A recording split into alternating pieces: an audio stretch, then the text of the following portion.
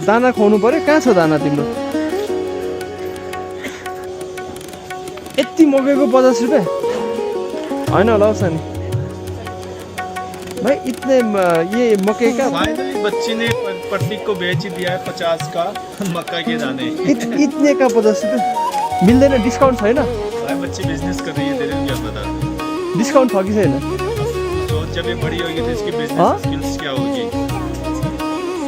के गर्नु पर्यो रे स्क्यान पनि छ आमामा इसके अंदर भी है बच्ची के पास है बच्ची बोल रही है पकाइ सानो एकछिन है चेन नहीं है तुम्हारे इसके अंदर आऊ हिँड मसँग ल म स्क्यान गर्छु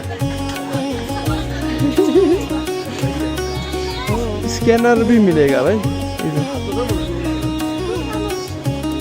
भाइ के हो नि स्क्यानर गर्नु पर्यो नि त नि यहाँ सानीलाई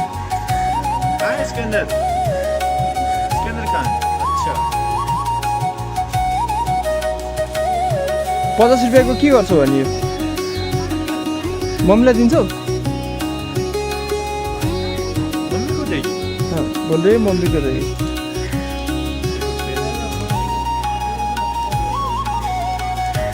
बिजनेसम्यान यसो हुन्छ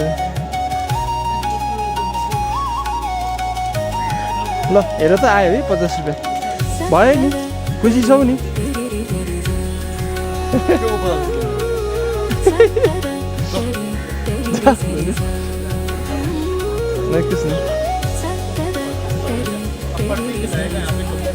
ल त फाइनली गाइस अब चाहिँ परेवाला दाना खान आएँ म बहिनीले किन भनेर जिद्दी गरिरहेको छ अघि नैदेखि माया नि लाग्यो अलिकति हेलो दाईको भिडियो खिच्न मिल्छ एउटा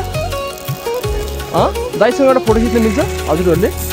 मिल्छ भाई आप आगे जाओ उनके साथ बैठ के वीडियो बनाओ थोड़ा सा बातचीत भी करना है चलिए जाइए